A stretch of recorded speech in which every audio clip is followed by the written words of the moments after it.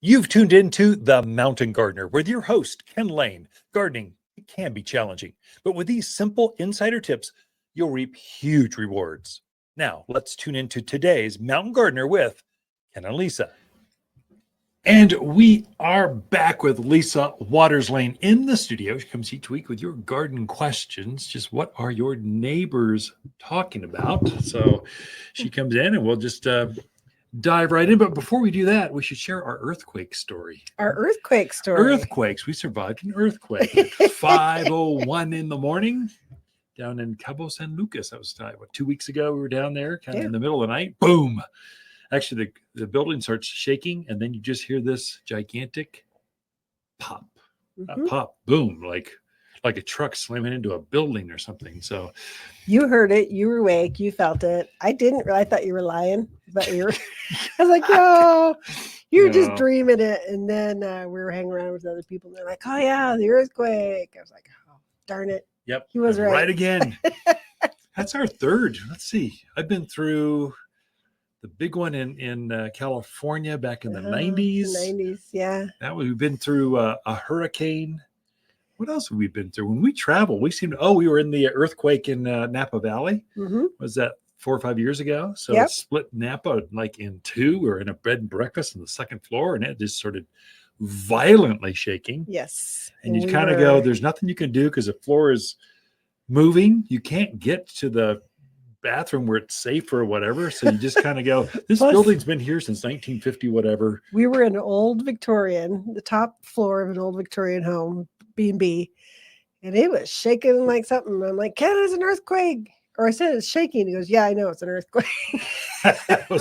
Like, do we get out of the building? It's like, put another quarter in, let it shake some more. It kind of feels pretty good if you're not trying to stand.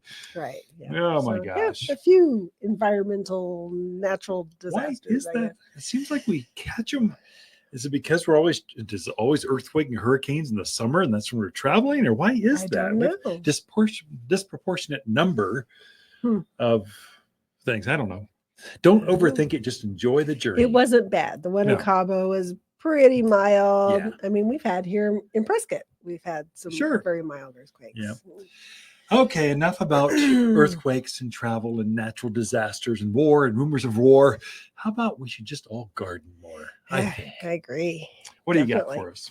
Well, our first question is from Terry. She says, I'm pulling out some non-producing summer crops, tomatoes, etc., and want to put in fall veggies. She says, should I freshen the soil, putting in more mulch, manure, nutrients? What should I do to the soil? Yeah, Terry, that's actually a good question. So especially where you're pulling out things that have been aggressively growing, corn, beans, peas, your tomatoes, tomatillos, big squash, pumpkins. These are big plants, and they use up the soil because they need to create such strong growth and lots of fruit. So I encourage you, yes, it is time to make the transition. You can clear out the things that aren't producing. What should you do? If it's in a raised bed, the easiest thing would be put a bag of potting soil in there. That's what the plants are grown in. You're probably starting things not by seed right now. I guess you could, but you're trying to get a jump start on things. So we've got little starts here at the garden center. Well, the starts are started in potting soil. Just dig that old stuff up, get rid of the old roots as best you can, free up some room for some fresh potting soil. And then at the same time, I would add some food. Just put some nutrients in there. And a little insider tip. We've been doing quite a bit of planting at our place. And we've got a new product here called Woolits. Woolits are like wool pellets. They're wool like sweater wool, like sheep wool. They pelletize them, and they've got a 9% nitrogen fix. They've got some potash. They expand to hold moisture. They had aerate to the soil. The science behind these are amazing. Just get a bag of that, and that'll really jumpstart your broccoli and cauliflower and spinach and lettuce and all that other stuff you're planning on planting. I even added it to some of my pansies and viola to wonderful effect. It's amazing how quickly things are filling in. So this is some potting soil, some actual food, and some Woollit pellets. We've got all that here at the garden center, and you are ready to plant almost like immediately. Mm-hmm. So So what's your thought on not raised beds, but like in soil? Would you use manure this time of year? Or do you think it's too hot? Better to go with other. I recommend putting manure down, but not planting directly in it right away. It's just too hot. Generally, I say if you're going to leave the bed open, let's say you're pulling some flower beds or you're going to pull out a big space and you're just kind of shrinking the garden down. Yes, very much. Add a 2 to 3 inch layer of manure in that space, but then let it set. Because Terry wanted to pull out tomatoes and put new things in.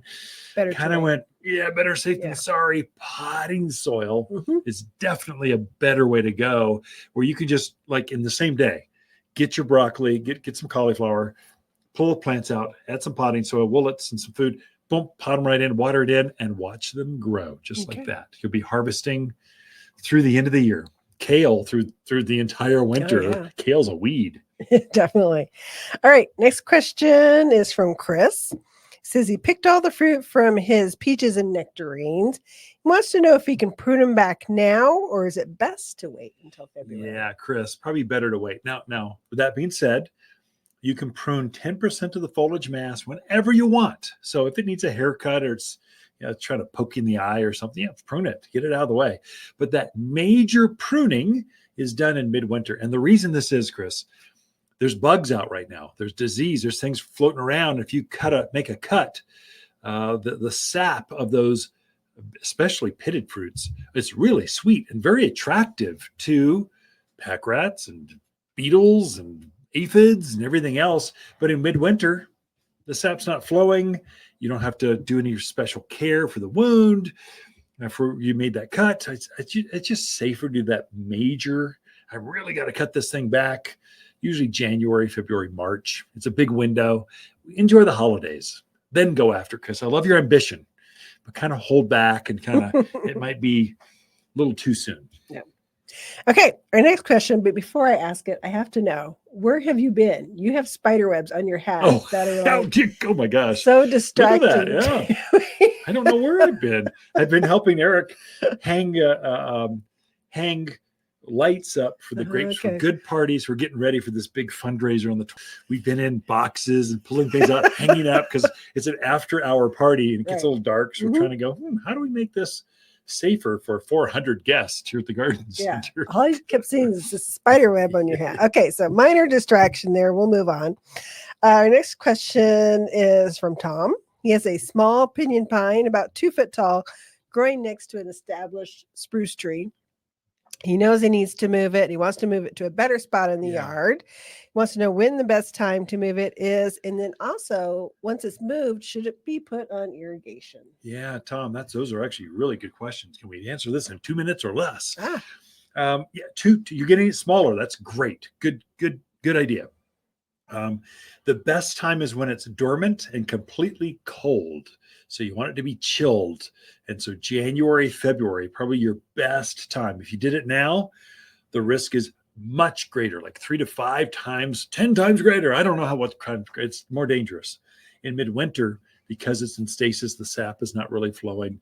You can make more mistakes and have more success. So dig that hole where you want it to go first.